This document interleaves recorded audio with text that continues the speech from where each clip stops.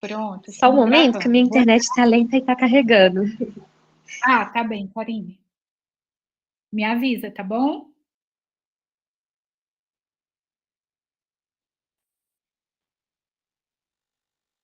Tá certinho. Tá bem, obrigada. Então, boa tarde novamente a todas as pessoas. Ah, é uma alegria esse curso, né, gente? Porque cada vez que a gente tem uma aula, eu recebo um amigo, uma amiga. Pedro é mais um amigo muito querido, um pesquisador por quem tenho bastante admiração. Eu vou fazer uma breve apresentação do Pedro, agradecendo enormemente a ele por vir fazer essa colaboração com a gente, tá bom? Pedro é professor de psicologia da PUC de São Paulo, professor colaborador e orientador da pós-graduação no Instituto de Psicologia da USP, bolsista de pós-doutorado da FAPESP e coordenador da escola Tamuia fala assim, Pedro? De formação popular. O Pedro ele tem bastante produção na área de psicanálise e ele é autor das seguintes obras: O Ser Sexual e Seus Outros, Gênero, Autorização e Nomeação em Lacan, que saiu em 2022 pela editora Blucher. O livro O que é um Homem, Psicanálise e História da Masculinidade no Ocidente, que corresponde à sua dissertação, né, Pedro? Saiu pela Ana Bloom em 2015. Ele tem também a tese de doutorado dele, se não me engano, publicada em francês, com o título Ser Sexuado em Lacan, Normatividade, Gênero e Autorização, saiu pela editora Gêneres em 2020.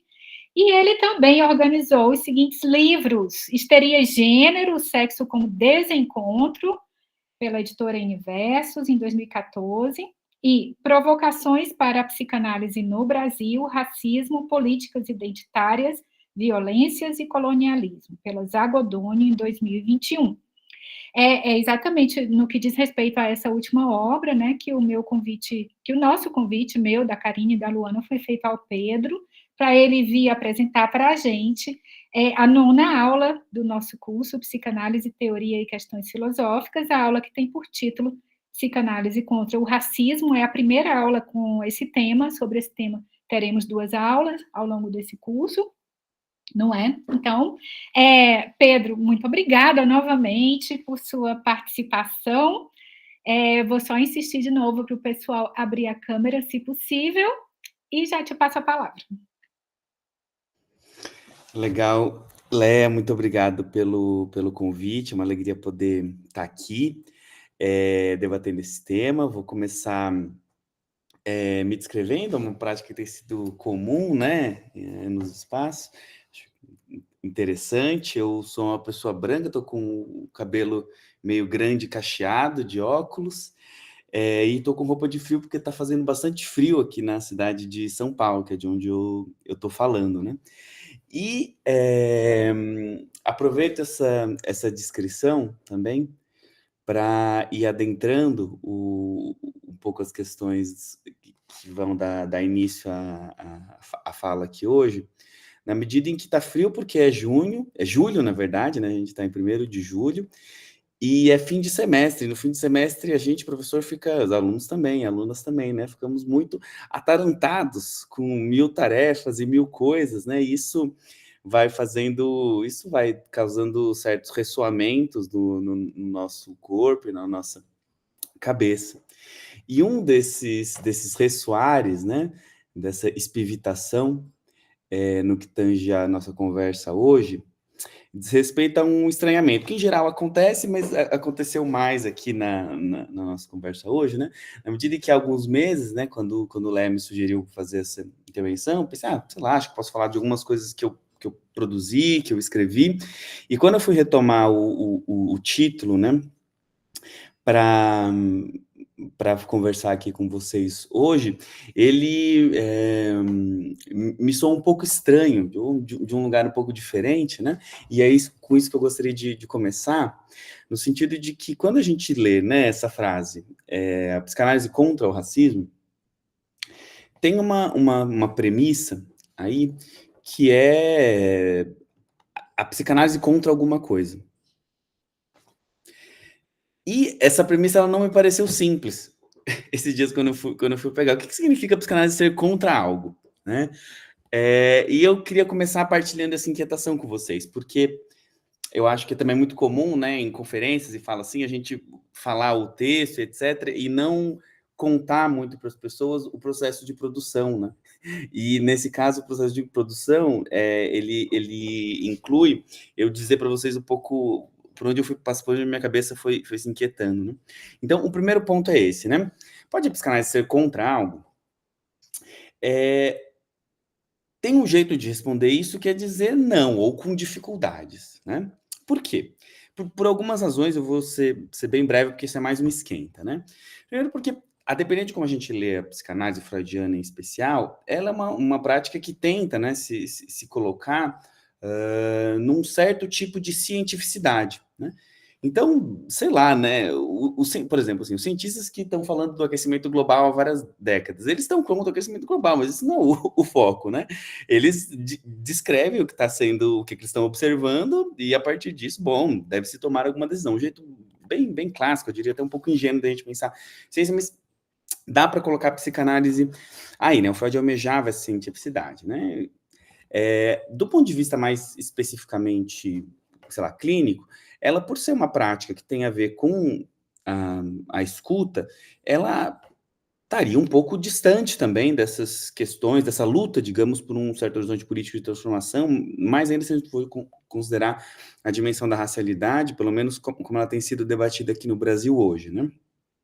Ainda nesse campo clínico, vocês devem conhecer essa postura, né, mais ou menos comum, ou que se vulgarizou enquanto tal, que é a da neutralidade do analista. Então, o analista, na sua escuta, ele ou ela vai ficar ali neutro, ouvir o que a pessoa vai dizer, vai fazer algumas pontuações, né? Se a gente avança em direção a Lacan, esse chamado a um posicionamento político aconteceu, faz parte da história do lacanismo, né? Ficou eternizado em uma das frases pichadas nos muros de Paris, em maio de 68, quando os estudantes disseram as estruturas não descem às ruas, né? Eles esperavam que os mestres deles, enfim, da França, o Lacan era um deles, fosse se posicionar em maio de 68, né? Isso não aconteceu exatamente como se esperava, né?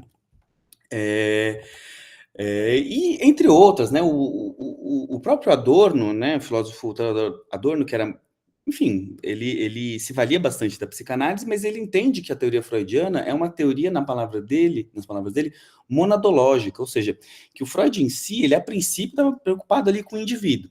Claro que o Freud pensou, digamos assim, para o Adorno, mais do que ele estava descrevendo, e esse é um dos usos que ele faz a partir da teoria crítica. Mas o Freud, ele de fato, mais que ele tenha seus textos sociais, ele versa bastante sobre o indivíduo. E, por fim, um ponto que acho que também é caro a Leia, né, em um dos textos que acho que eu te convidei para fazer uma culto sobre a pulsão de morte, né, a depender de como a gente entende a pulsão de morte, ela é também um certo princípio da metapsicologia que pode, a depender da leitura, tender para uma espécie de naturalização do status quo, né? Ou a destrutividade está aí, não há muito o que se fazer, né? Então, eu estou dando esse panorama, esse esquenta, não necessariamente que eu concorde com ele, mas é porque isso foi me pegando no sentido de dizer que não é tão simples dizer que a psicanálise possa estar contra alguma coisa, né? Ou pelo menos esse tipo de psicanálise. Claro, vocês já estão percebendo aqui que eu estou apresentando isso de uma forma a dizer que, a depender da leitura, né? Ou seja, a psicanálise, ela, como muitos outros saberes, ela vai depender de uma certa perspectiva, uma postura que a gente tem em relação a ela, tá? Então, quer dizer que não é automático dizer que ela possa estar contra alguma coisa, e de formas diferentes a gente vai reencontrar mesmo no Brasil discursos desse tipo, para adiantar alguns deles para vocês, que hoje são um pouco menos frequentes, mas ainda presentes, né, quando a gente ouve algo do tipo, não, a psicanálise fala do sujeito do inconsciente, e a raça é uma questão da cultura, ou a raça é uma questão do imaginário, isso não tem a ver com a clínica, na clínica cada um sofre de um jeito, a singularidade do sujeito, né, a depender de como essa singularidade ela é usada, inclusive pode se confundir com uma individualidade, ela pode eximir, digamos, a psicanálise dessa decisão por uma determinada postura, né? Agora, por outro lado, dá para dizer que essa mesma psicanálise, ela é contra várias coisas. Ela é contra várias coisas. Se a gente lê o Freud com um mínimo de atenção, a gente vai perceber que ele é um autor que ele escreve contra tudo, basicamente. São poucos os textos que o Freud simplesmente coloca uma coisa, a coisa é assim e pronto. Não é. Ele quase sempre, em especial nos textos como conferências introdutórias, ele cria um interlocutor, constrói um interlocutor, para daí, digamos, discordar desse interlocutor. Em geral, ele convida a gente a achar que esse interlocutor seria uma voz, digamos, do senso comum, né? Então, veja, né, a constituição do edifício psicanalítico, ela parte de uma crítica, né, que não é uma crítica pequena, que é a da consciência. Ou seja, se o edifício freudiano vai se constituir, né, baseado no inconsciente, isso tem como ponto de partida um limite que interpretações estritamente ligadas à consciência teriam, no mínimo, para o sofrimento humano, mas no limite para a concepção do humano como um todo, né? E mesmo se achegando dos pontos de questões mais ligadas à política, o Freud não se furtava a fazer algumas críticas, né? Por exemplo, contra a religião. Então, um ponto frequente na obra freudiana. Em certa medida, ele compra certos discursos da época também, críticos à massa, né? Determinadas formas de funcionamento em grupo. Mas talvez aquele que se aproxime mais comece a se aproximar mais da nossa questão, é a crítica que o Freud fazia à moral sexual vigente. Então, ali, em especial em textos como Moral Sexual Civilizada e Doença Nervosa Moderna, ele, de fato, desce a lenha na sociedade tal como ela está colocada do ponto de vista de uma simetria de poder que tem como efeito um certo tipo de sofrimento, né? É um texto que ele vai versar sobre a questão da dupla moral. Um outro ponto, assim, meio lateral, mas acho que vale a pena insistir nele, é que o Freud, por exemplo, se colocava ao contrário àqueles que acreditavam que a histeria seria uma patologia feminina, ou exclusivamente feminina. O Freud vai dizer, não, observo histeria em homens, isso, e para além disso tudo, decorre daí que, se isso é verdade, então talvez a histeria tenha um certo caráter universal, né, que permitiu muitos avanços, né, da teoria psicanalítica. Em Lacan, essa ideia do contra, também ele é um outro pensador, né? Alguns vão dizer que isso é por conta do signo dele, porque ele era ariano, mas independentemente das estrelas, ele de fato era meio... gostava de uma tensão, né? A gente acaba conhecendo mais aquelas diferenças dele em relação à própria psicanálise, né? Ele é alguém muito crítico às estruturas de poder e determinadas formas de ler a teoria dentro da psicanálise. Junto disso, né, nesse bolo, ele tinha uma defesa, né, de que a psicanálise, por exemplo, não ficasse restrita aos médicos, né? Ele fazia uma crítica, por exemplo, a que a psicanálise estaria se tornando uma gerontocracia, ou seja, todos os velhinhos da IPA estavam mandando e desmandando em quem era analista, não ele, e ele se levantou contra isso, né? E no mesmo maio de 68, que eu acho que é um momento um pouco paradoxal, assim, da relação entre psicanálise e política, no contexto francês, por mais que ele não tenha respondido exatamente como os estudantes esperavam que ele respondesse, essa movimentação social levou ao Lacan a repensar pontos importantes da própria teoria. Então, ele usa, o próprio Lacan, ele usou um fenômeno social, de uma transformação social, que a princípio apontava para uma radicalidade, mesmo não ter se configurado enquanto tal, depois, né, para fazer uma modificação à própria teoria. Só para vocês terem uma ideia do que eu estou falando, aquele que o Lacan nomeia como sua única contribuição à psicanálise, que ele fala isso de maneira quase irônica, né, que seria o objeto A, ele, a partir de maio de 68, dada a efervescência política, mas também teórica que ventos de esquerda estavam tendo naquele momento, ele vai repensar esse objeto como objeto mais gozar, ou mais de gozar, né? Numa espécie de analogia à mais-valia de Marx. Então, ele tem um seminário e meio quase que inteiro dedicado a esse tipo de relação. Então, vejam como a teoria se transforma do ponto de vista metapsicológico a partir de uma, a princípio, entre aspas, uma exterioridade, né? E, começando a aterrissar aqui na nossa terra Brasilis, dá para dizer que a gente tem várias figuras de psicanalistas que mostram que é possível, né? Ser psicanalista e se posicionar diretamente, frontalmente com o status quo. Pensando aqui só no contexto relativamente próximo da ditadura civil-militar brasileira, né? Nomes como Helena Bresserman Viana, né? Que foi a pessoa que denunciou o caso Amilcar Lobo, que era um psicanalista que participou na tortura na casa de Petrópolis, né? O Jurandir Ferri Costa, na questão do gênero, um pouco mais recentemente, Eduardo Mascarenhas, Hélio Pellegrino, são todos nomes, para ficar só, acho que na galera meio ali do Rio de Janeiro, dos anos 70 e 80, que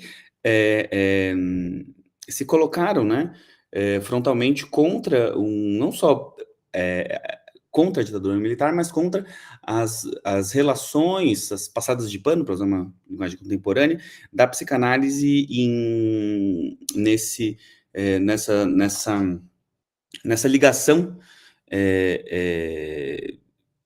tão íntima com o regime, né? Para quem se interessar por esse debate, eu recomendo a tese do Rafael Alves Lima, né, sobre a psicanálise na ditadura civil-militar, né? Então, coloco esses dois lados para apresentar que existe uma tensão, existem formas da gente se posicionar sobre a possibilidade mesma da psicanálise ser contra alguma coisa, tá? Então,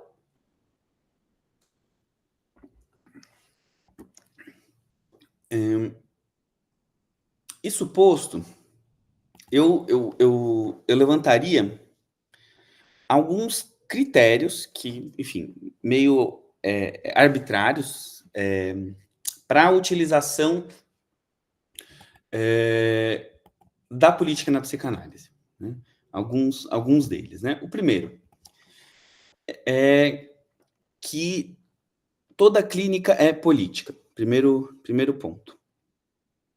Não há... e eu digo isso frontalmente, porque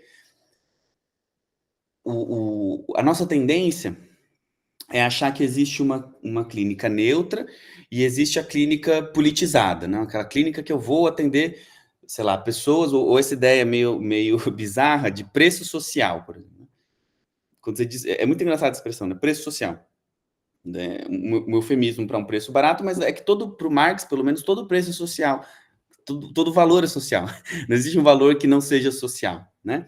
Então, não há uma clínica neutra face a uma clínica política, né? Todas elas estão partem de um certo posicionamento político, certo? Então, esse é um primeiro ponto. Nós estamos inclusos na política. Eu também não sou, daí eu vou me posicionando um pouco mais, eu não acredito que exista uma política da psicanálise em si, que ela seja... ela possa servir como uma pauta para outras. Acho que a psicanálise está inclusa em processos políticos mais amplos, tem as suas especificidades, mas elas são, eu diria, soberanas, né, em relação a como a psicanálise internamente vai lidar com as suas contradições e as contradições sociais. Então, esse é o primeiro, né? Uma segunda é que, para a utilização de questões políticas e sociais na psicanálise, é necessário que haja mais ou menos explicitamente, uma análise do tempo presente, ou melhor, dos problemas ou das questões do tempo presente, né? Por mais que às vezes a gente possa achar que elas são do tempo presente, porque elas são universais, como por exemplo era o caso do Freud com a sexualidade, né? Estava ali ouvindo, por exemplo, a sexualidade feminina e tira dali uma certa noção de sujeito, que, em certa medida a gente topa ser generalizante, mas em outra a gente sabe que ela era também restrita, mas ter essa espécie de ciência de quais são os problemas ou as tensões do meu tempo, e de que maneira elas vão ecoar no fazer e na teoria psicanalítica, me parece um segundo critério que é importante. Então, disso decorre que fazer psicanálise ainda que o problema não seja político, no meu entender, é dependente de ter ou partilhar de algum diagnóstico de época. Você precisa entender, ter alguma ideia do que é o contemporâneo, para fazer a escuta, digamos, mais banal do caso mais clássico, sei lá, de neurose obsessiva. Eu acho que é muito difícil fazer uma clínica, digamos, totalmente apartada de uma hipótese sobre isso. Mesmo que seja uma hipótese ruim, tá, gente? Tem hipóteses ruins, por exemplo, que foram muito, muito populares há algum tempo atrás, né? Tipo, sei lá, declínio do pai. Caiu o pai, não tem mais pai. Né? Tudo bem, a gente poderia discordar, mas você tem uma certa leitura do mundo e você se inclui, já tem um respiro, um lugar para se colocar, né? Terceiro, aí começando a conversar um pouco mais com vocês da filosofia, né? Se a gente vai pensar uma utilização política da psicanálise, por exemplo, a partir desse título, né, psicanálise contra o racismo, a gente está num certo diálogo com a tese 11 do Marx, né? Ou seja, até então se usava a filosofia, a gente pode dizer o pensar, né, para interpretar a realidade, mas é necessário transformá-la. Então isso foi um grande passo importante, né, para o pensamento. Mas tem um detalhezinho aí que eu acho bastante importante, que não se trata só de usar a teoria para transformar o mundo, mas a partir do momento em que se tem um certo horizonte de transformação, isso retroativamente faz com que a teoria seja diferente. E por que eu estou dizendo isso com essas palavras? Porque aqui começa a ter uma espécie de analogia entre a clínica e a teorização em psicanálise, ou a forma de se teorizar a psicanálise com vistas à transformação, porque a clínica ela também busca alterar um certo estado. Tudo bem, não vai ser uma alteração, né, vertical, violenta, mas saber que eu estou fazendo uma escuta, estou mobilizando certas categorias teóricas ou táticas para promover uma transformação, para ajudar que aquela pessoa construa uma transformação para si, para mim, começa a vibrar numa frequência análoga à da transformação social, né? Outro critério que me parece bom para um uso interessante da discussão em relação da psicanálise com a política, que esse contato, ele não sirva exatamente, ou não sirva primordialmente para uma confirmação da teoria, mas para a sua transformação, ou seu avanço, que foi o exemplo, por exemplo, que eu dei agora há pouco sobre o Lacan, né? Em vez dele falar para os estudantes, vocês estão errados, ele falou isso também, vocês querem o mestre, então eu vou ter o mestre e tal, ele tinha essa tensão, mas ele não bate o pé dizendo, não, então a teoria continua tal qual. Não, há uma transformação importante, mesma coisa com o Freud, por exemplo, a famosa reformulação da segunda teoria pulsional, por conta dos sonhos traumáticos, que tem a ver com pessoas que vieram de contextos de guerra, né? Outro critério que me parece importante para a gente fazer um uso político da psicanálise, que ela deve, preferencialmente, ser feita de maneira interdisciplinar. Ou seja, daí eu acho que um outro ponto que eu discordo de alguns colegas, eu não acho que a psicanálise ela tenha ferramentas em si para fazer esse diagnóstico de época sozinho, né? Ou até institucionalmente, pensando suas próprias práticas, né? Então, de alguma forma, ela vai necessitar de uma conversa, não quer dizer que ela vai comprar todas as ideias das disciplinas irmãs, mas esse me parece um ponto importante e isso não é uma novidade, considerando que esse foi um movimento bastante visível no caso da psicanálise lacaniana, né? Acho que a Leia pôde apresentar isso com bastante detalhamento no seu livro, né? Oriundo da sua tese. Então, E por fim, né, mais um desses critérios arbitrários da utilização da política para a psicanálise é a inclusão da territorialidade. Ela quase se confunde com o diagnóstico do tempo, mas eu acho importante deixar isso um pouco separado, ou seja, de onde se fala, né? Territorialidade, não só no sentido, digamos, mais material, né, mas naquele que se consolidou, assim, ser pensado nas humanidades no Brasil, pelo menos a partir de Milton Santos, que é um espaço habitado ou lido a partir das suas relações sociais e que, portanto, incluem uma dimensão potencialmente de poder, de dominação. Então, a gente não pensa. Por isso que eu também, talvez, por isso que eu tenha começado falando do frio, né? Tá fazendo frio. Porque isso impacta. Pode parecer bobo, né? Mas eu tô passando frio em São Paulo, né? Com uma jaquetinha bonitinha, tá? Isso impacta na minha forma de pensar. Eu posso estar ciente, isso não vai fazer com que todo mundo pense igual, que está no mesmo lugar, mas a maneira pela qual a gente se relaciona com a Terra e com os outros que estão próximos da nossa Terra tem um impacto maior do que, em geral, o pensamento, digamos, moderno ou clássico nos faz crer, né? Claro que é um eco da circulação maior de alguns pensamentos americanos ou ameríndios. Certo? Então, até aqui, gente, eu quis fazer um esquenta, assim, né? Digamos, botar algumas cartas na mesa de que forma a gente pode fazer pavimentar um pouco a estrada para pensar o que seria esse antirracismo da psicanálise, ou que usos podem ser feitos da psicanálise para o antirracismo. A partir de agora, então, eu queria pegar, né, um caso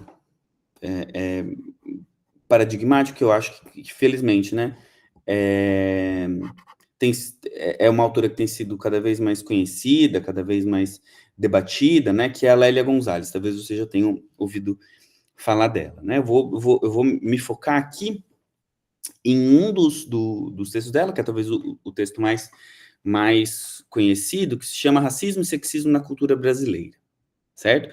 Quem não leu pode ter oportunidade de acessar esse texto, ele é facilmente encontrável, do início dos anos 80, e, considerando essas coisas que eu falei, eu quero mostrar como a Lélia é um caso interessante de alguém que realiza esse movimento e algumas outras coisas a mais, certo? Então, fica não como o Viveiros de Castro, da Viveiros de Castro, ele faz uma oposição entre modelo e exemplo, né?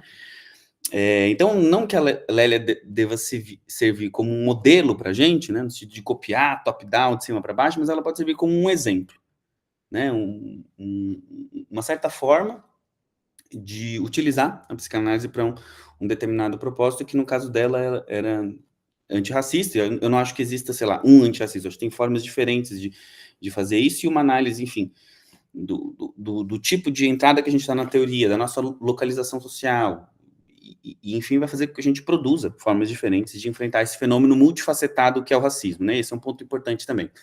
A gente fala racismo de uma maneira muito fácil, né? O que eu quero dizer com isso? Ele é um fenômeno muito estrutural, estruturante, ele tem muitas camadas. Então, é sempre interessante, é uma coisa que eu tenho aprendido no meu pós-doc, que a Leia comentou aí, que é bem dentro da psicologia social, né? E o meu supervisor costuma me puxar a orelha quando eu falo racismo, e ele fala o seguinte: Pedro, aqui na psicologia social a gente não analisa racismo, a gente analisa discriminação e preconceito nas relações étnico-raciais. Ou seja, a gente vai analisar uma parte do fenômeno com ferramentas do nosso saber fazer, né? Então, é importante a gente ter essa notícia, né, de que ele é um fenômeno multi-estratificado, mas que a gente possa, como é o caso da Lélia, né, ela quer curto-circuitar algumas dimensões individuais e sociais, mas mesmo para fazer isso, a gente tem que saber que a gente está fazendo isso, né? Então, vale alguns cuidados, tá? Então, a Lélia Gonzalez, né, uma pensadora de muitos saberes, né, conhecida como antropóloga, mas ela veio da geografia, fez história, conhecia muito psicanálise, muitas línguas, viajou para a África diversas vezes, tinha muito contato com o feminismo negro-americano, e toda essa pluralidade de saberes, de formas de pensar as relações étnico-raciais, claro, tiveram bastante efeito na maneira pela qual ela produziu o seu saber original, tá?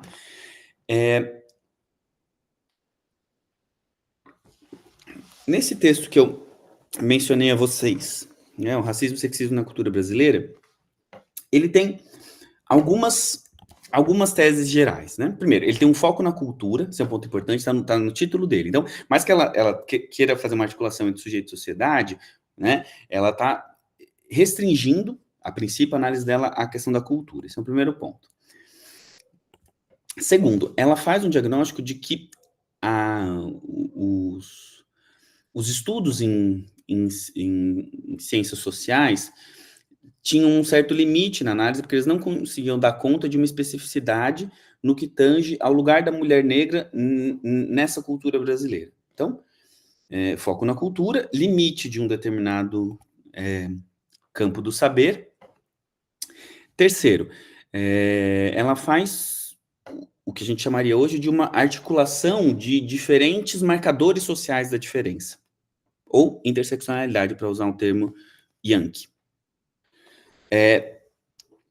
Por quê? Porque ela vai, ao longo desse ensaio, analisar o lugar da mulher negra na nossa sociedade, e é muito interessante como ela o faz a partir de categorias, né, que vão se tornando cada vez mais frequentes para a gente, que é raça, classe e gênero. Então, ela analisa a mulher negra enquanto doméstica, a questão do trabalho, enquanto generificada, enquanto racializada, né? Então, esse é o primeiro ponto que atravessa, o terceiro ponto que atravessa o artigo de ponta a ponta, né? Outra tese, que em especial no início do texto a gente observa, que é a localização da pessoa falante. Ou seja, ela começa o texto falando de si, do lugar de onde ela produz conhecimento, que é algo que também vai se tornar bastante presente, né? Algo que começa a aparecer bastante nos Estados Unidos, um tipo de pensamento começa a aparecer bastante nos Estados Unidos a partir dos anos 70 e 80, tanto pelo feminismo negro quanto pela discussão sobre situacionalidade. Por exemplo, num outro texto muito interessante da Donna Haraway, traduzido como saberes situados, né? Ou seja, a gente produz conhecimento um pouco a partir do nosso lugar, né? Um outro ponto desse texto, que é a apreensão do racismo pela fala e pela linguagem. Então, ela não vai analisar ela não vai tomar o racismo, por exemplo, a partir de análises, digamos, socioeconômicas. Isso ela já fez em outros livros, em outros trabalhos. Mas isso se liga a esse limite das sociais que ela coloca no início do texto. Então, e se a gente olhar como é que as pessoas falam e a reação que se tem a partir de como as pessoas falam? Talvez a gente descubra algo sobre o racismo a partir daí, né? Dois últimos pontos, que ela toma o racismo como um fenômeno secundário, no sentido, secundário talvez não seja a melhor palavra, como um produto de uma questão ou de um conflito anterior, né? E por fim, uma tese que pode chocar um pouco a princípio, e que tem, enfim, inspiração em outros pensadores negros da época dela, que a guerra cultural no Brasil teria sido vencido pelo negro, né? Não vou entrar muito nessas teses, porque o nosso interesse aqui é outro, né? É entender os lugares e usos da psicanálise em articulação com essas teses, né? Portanto, qual foi o uso antirracista feito pela Lélia Gonzalez da psicanálise em articulação com esses pontos do texto? É isso que eu gostaria de trazer aqui para enfim, atiçar a nossa conversa e talvez servir como uma espécie de modelo. Então, o primeiro deles, a desconfiança da consciência.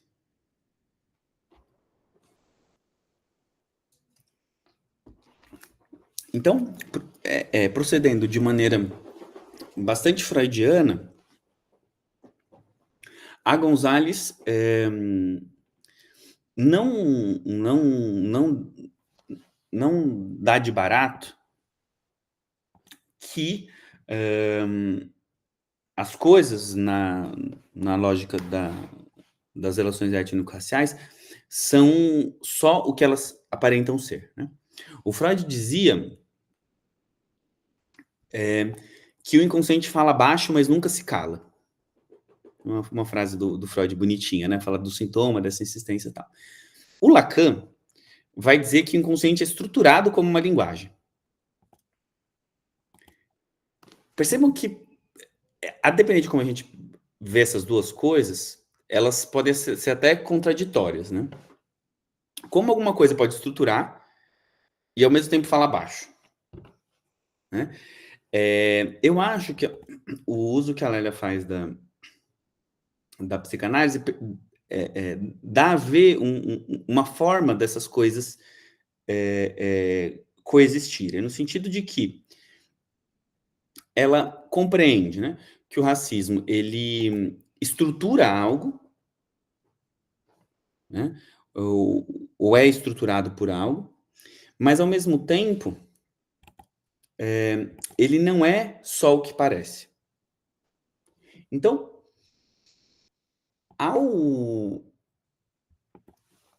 por exemplo, né, tá um pouco abstrato, né, mas vamos pegar um exemplo. Quando ela diz que, por exemplo, o discurso dominante, quando ela fala de discurso dominante, ela está falando de discurso do mestre, ela está falando do discurso da consciência. Ele zomba, por exemplo, de algumas formas de usar a linguagem, como, por exemplo, Flamengo, né? Dizer Flamengo, colocar o R no lugar do L. Ora, essa zombaria, digamos, essa que a gente, sei lá, a gente pode nomear até como racismo recreativo, por exemplo, ela, no fundo, ela está indicando um incômodo daquele que zomba, porque ele reconhece ali algum tipo de verdade da própria cultura brasileira. Ou seja, algo algo é criticado, é atacado, justamente porque ele denuncia uma verdade da estrutura, né? Então, isso é uma forma transversal de começar a olhar para os fenômenos do racismo, mesmo aqueles que são mais violentos, e não lê-los como uma violência primeira, mas como uma espécie de reação à impossibilidade de assumir uma determinada verdade, certo?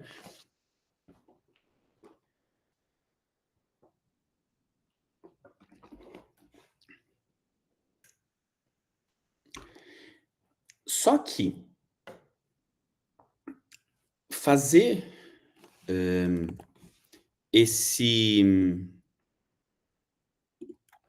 essa passagem, né, ou seja, dizer que uma sociedade se estrutura com o inconsciente, sei lá, é algo que só é possível se outra coisa mais radical for feita, a saber, tratar uma sociedade como um sujeito. E esse me parece, assim, um dos saltos qualitativos mais interessantes que a gente tem a partir da Gonzalez. Por quê? Porque ela leva às últimas consequências tanto um titubeio do Freud no final do Mal-Estar na Civilização, né? Quando ele diz, não, será que a gente pode dizer que uma sociedade é neurótica? Ele está falando que a sociedade é neurótica, mas chega um momento no final do texto que ele dá uma travada, assim, nas quatro rodas, e fala assim, não dá para a gente dizer isso com todas as letras, porque senão a gente seria obrigado a dizer que existe alguém que pode ocupar lugar de analista para uma sociedade e dizer o que é certo e o que é errado para essa sociedade. Ele para, e daí logo depois, uns parágrafos depois o texto termina. Então, ele coloca essa possibilidade e recua. O Lacan, ele vai se esforçar para fazer uma conceituação sobre o sujeito que, digamos, o emancipe do indivíduo, para ser um pouco breve aqui, né? Por exemplo, pensá-lo a partir da linguagem, pensar o sujeito como efeito entre dois significantes, etc. Beleza, isso é muito legal, assim, dá muitos ecos, muitos efeitos na clínica, mas se você leva essa ideia às últimas consequências, se ele é só um efeito de linguagem, nada obriga que esse sujeito seja um sujeito com um CPF. Né? Então, é quase como se a Lélia, nesse ensaio, ela radicalizasse alguns pontos da doutrina psicanalítica por conta dos seus objetivos, seus propósitos políticos, intelectuais também, mas também políticos. Né? E quando isso acontece, ela passa, por exemplo, a poder sustentar argumentos como o racismo é o sintoma da neurose cultural brasileira. Essa é quase, digamos assim, quase como se fosse o subtítulo desse texto dela. Então, você só consegue dizer que uma cultura tem um sintoma se você está tomando ela como sujeito. Então, esse trânsito, ou essa forma de usar o sujeito, né, para além do indivíduo, eu acho que é um grande ganho, né, que a psicanálise tem do uso que a Lélia faz desse conceito nesse texto. Né? E daí decorre, por exemplo, a lógica do sintoma, etc. Claro, tem outros usos que ela faz, ela fala da materialidade da língua, da questão do português, né, que na verdade não foi ela, dizem que foi ela, né, que inventou essa palavra, mas não, o português ele era uma forma, como é que pode-se dizer, vexatória, assim, de falar do português falado em Angola. E ela, como viajava muito, ela sabia, desde o século XVIII, né? Era um insulto. Vocês não falam português, falam português. E ela, num movimento parecido com o que a gente tem hoje, né? Com queer ou vadias, né? Do Margem Vadias, ela toma ela não pede licença, ela não explica isso, né? Ela pega e usa essa palavra com outro sentido, né? Isso é um ponto interessante. Então, é quase como se ela positivasse o português, né? Claro, esse jogo de palavras ele é muito afeito, né, ao modo lacaniano de usar a língua, mas tem aí essa articulação franca com um ponto político, né?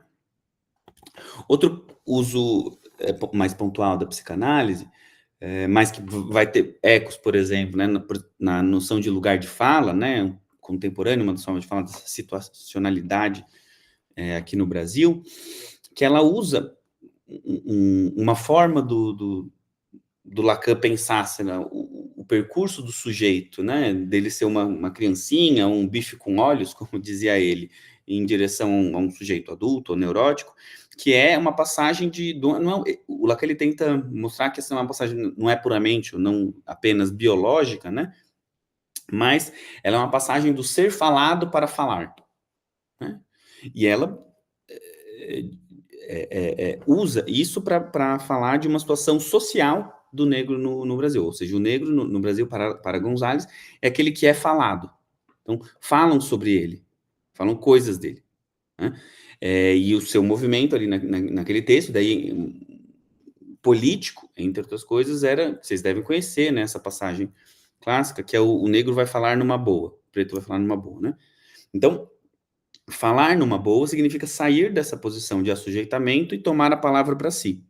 Né? Esse é um ponto muito importante, de novo, que faz uma espécie de curto-circuito entre o eixo analítico e o eixo político ou social. Então, ela consegue transitar com bastante desenvoltura nesses campos, né? Para concluir,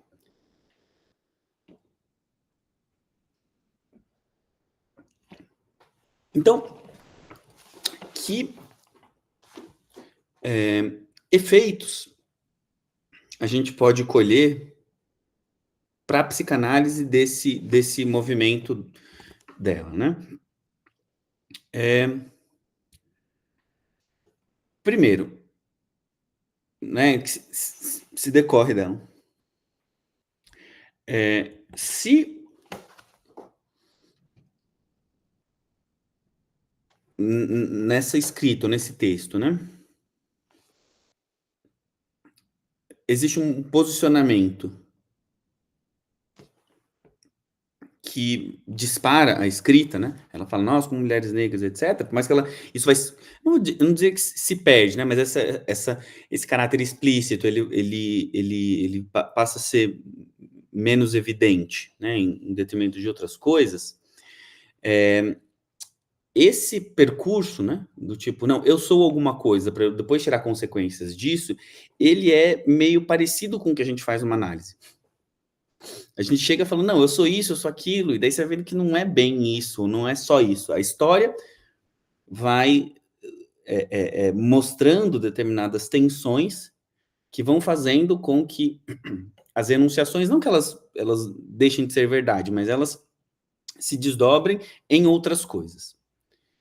Mas por que eu estou dizendo isso? Porque eu acho que do ponto mais estritamente psicanalítico, um dos efeitos desse texto, mas acho que da discussão de relações étnico-raciais como um todo, é a gente começar a refletir sobre a racialização da transferência. Ou seja, qual é o lugar... Porque assim, né, é uma conta um pouco boba, assim, né? Simples. Se a gente tem uma coisa que é tão central, tão estrutural como as relações étnico-raciais no Brasil, que estruturam toda a nossa sociabilidade, basicamente, assim, mas que a gente não as perceba, né? Como que a clínica vai estar completamente imune a isso? Percebam que existe só a título de comparação, como é diferente isso em relação à questão de gênero, né? Ou como a psicanálise gosta de dizer, com a diferença sexual. A gente dá como óbvio que, sei lá, um analista homem, um analista mulher, o fato da pessoa ser mulher, o fato da pessoa ser homem, ser não binário, tanto faz. Onde ela se posiciona no campo do gênero, no campo do sexual, vai ter um impacto sobre sua forma de sofrer, sobre sua forma de agir, sobre sua forma da relação com o outro. Isso é uma obviedade. Por quê? Porque a psicanálise, ela tomou a diferença sexual como uma das pedras de toque da sua conceituação, porque isso era uma coisa que estava muito presente ali na época que o Freud estava começando a ouvir as pessoas. Claro, existem diferenças qualitativas bastante grandes em relação à diferença sexual e à racialidade, mas, pensando no contexto brasileiro, será que não há algo dessa racialização que mereceria ser escutado ou pensado, no mínimo, na relação racial? Não que isso decorra que, sei lá, toda analista tem que se racializar, então eu sou branco, só vou escutar pessoas brancas, e isso tomar um tema, virar uma espécie de DR. Às vezes pode acontecer, mas que isso não seja um tema, né, me parece algo para a gente se atentar, né? Segundo efeito, né? Compreender são só algumas consequências, tá, gente? Que deu tempo aqui para a coisa não ficar muito longa, né? Uma dimensão racial do trauma. Ou seja, repensar o trauma a partir da racialidade, né? E eu começo a trazer isso porque pensando tanto no textos clássicos, né, como, por exemplo, do Frantz Fanon, que foi uma pessoa que influenciou bastante a Lélia Gonzalez, mas também de discussões contemporâneas, né? Por exemplo, tem uma orientanda que defendeu recentemente seu mestrado, que chama Renata Gonçalves, em que ela se debruçou sobre entre outras coisas, sobre o que aconteceria, né, se o paradigma do trauma não fosse a guerra, tal como foi para o Freud, né, a neurose traumática, mas se fosse a escravização. Então, acontecem coisas com a teoria quando a gente faz isso. E com a escuta e com a metapsicologia como um todo, né? Recentemente, né, na semana passada, a gente teve aqui no Brasil a visita da doutora Samashpar, que é uma psiquiatra palestina. E entre as coisas que ela trouxe, uma conferência muito interessante, ela falou assim, olha, não dá para falar, por exemplo, em transtorno de estresse pós-traumático na situação palestina, porque não tem o pós. É só o trauma em seguida de trauma. Então, esse tipo de atenção, claro, não é necessário dizer que é uma situação que também é racializada, né? Deve ou deveria convidar a gente a pensar que efeitos isso pode ter para a conceituação psicanalítica, de novo, naquela mesma esteira que eu trazia para vocês, de que as boas transformações conceituais em psicanálise, elas vêm desse encontro, né, dessa escuta mesmo, né, que a gente possa ter com questões políticas. Outro ponto, né, que talvez seja até anterior a esses, e que eu acho que é importante, como é que eu posso dizer?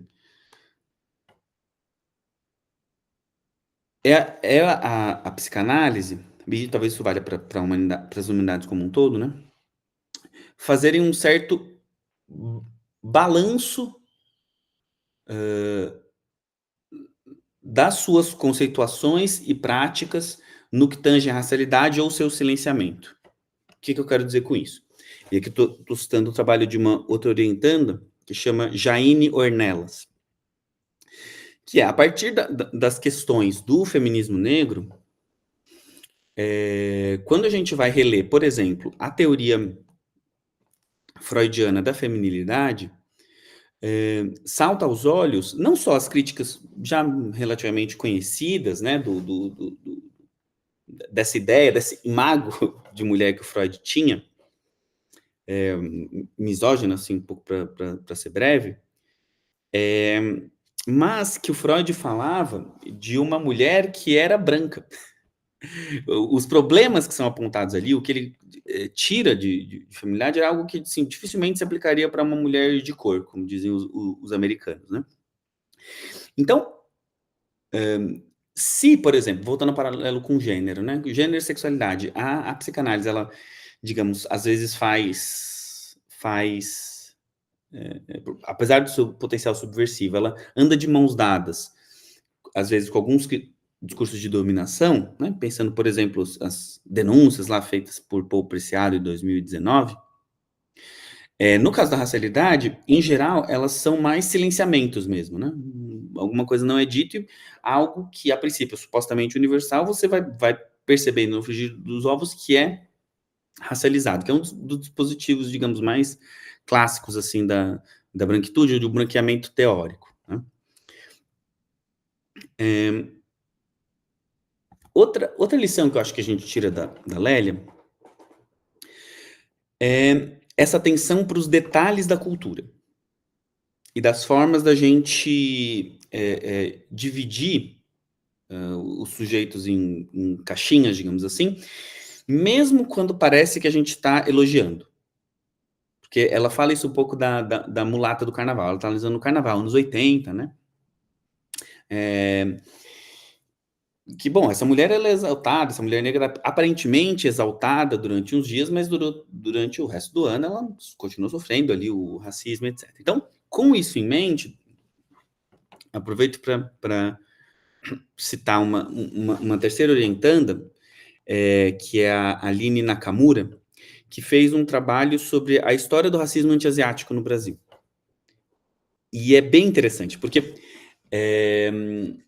a gente tende a achar, né, que a gente associa muito rapidamente, né, racismo a pessoas negras no Brasil, só que o racismo anti-asiático, ele tem uma especificidade aqui, algumas especificidades, entre elas, o que vem sendo chamado da ideia de minoria modelo. Ou seja, você toma, por exemplo, os descendentes de japoneses como uma minoria modelo, você estereotipa um modo de funcionamento e quem não está à altura dele sofre, se silencia.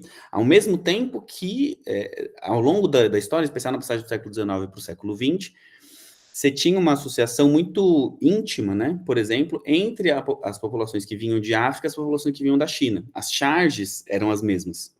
Falando da sujeira, etc., e a gente percebe isso retornando com a questão da Covid-19. Né? Os chineses sujos, esse tipo de discurso, ele também eu acho que pode ser uma forma de se atentar para esses detalhes. Né? Para me encaminhando para o fim aqui, outro efeito que eu acho interessante. Se valer, né, acho que isso ficou bastante claro na Lélia, dessa interdisciplinaridade ou dessa indisciplinariedade, como eu ouvi esses dias, para repensar a psicanálise. Ou seja, é como um bumerangue, né? Quando a gente joga um determinado conceito, ele passa por um lugar, ele volta de um jeito diferente, ele pode voltar de um jeito diferente. Então, o que a gente considera como fala, né, depois da leitura de textos como da Lélia Gonzalez, eu acho que a gente ganha qualitativamente com isso. Ponto esse que, me parece, não é uma novidade. Né? E aqui eu começo a apresentar, vou concluir com isso, que é uma tese mais ampla que eu tenho, que tem me consumido, assim, mas que eu ainda não consegui sentar para escrever, para concluir, que é uma ideia de que existe uma circulação conceitual metafórica em humanidades. Em que sentido? Alguns conceitos, eles, metafórico no sentido de que eles ganham a mais de sentido na medida em que eles migram de disciplina em disciplina. Um dos exemplos maiores deles é o gênero, por exemplo, que nasce na medicina, né? E a partir do momento que ele vai para a antropologia, para a leitura da Gay Rubin, por exemplo, ele tem um salto qualitativo. Ele ganha-se algo se transforma digamos, nessa espécie de abuso do conceito. Né? Mesma coisa com o significante, né? Possível da antropologia, o Lacan usa de um jeito, desejo, e a lista ela começa a se avolumar. Né? E quando a gente faz isso, permeado por uma perspectiva política, né? Existe a possibilidade da gente receber de volta, né, os nossos próprios conceitos com um a mais, que não é só teórico, mas é uma possibilidade de um reposicionamento, né, frente à, sei lá, luta contra as desigualdades, se a gente quiser, né, inspirado. Bom, se alguém, né, de um lugar vizinho conseguiu ver essa potência em algo que a gente estava usando e não conseguia ver, né, significa que talvez a gente possa se valer dessa criatividade, inclusive para fazer um movimento análogo, né? Usar, por exemplo, sei lá, noções oriundas da política, do feminismo, das teorias antirracistas, para pensar as nossas práticas clínicas, por exemplo. Isso é algo que, em teoria, é possível, né? E eu acho bem interessante, na real. Então, era isso, gente, para não me alongar muito, a gente ter um tempinho para conversar. Querido companheiro, muito obrigada pela aula maravilhosa. Não é só uma aula, é todo um programa, não é, pessoal? Muito rico, com muitas questões. E, assim, eu penso, assim, no fato de que essa nossa conversa, ela tem alguns anos, né, Pedro? Isso me alegra de reconhecer também. Mas eu vou pedir para a Karine interromper a gravação para a gente poder conversar um pouco. Tá bem, pessoal? Karine, você pode parar a gravação, por favor?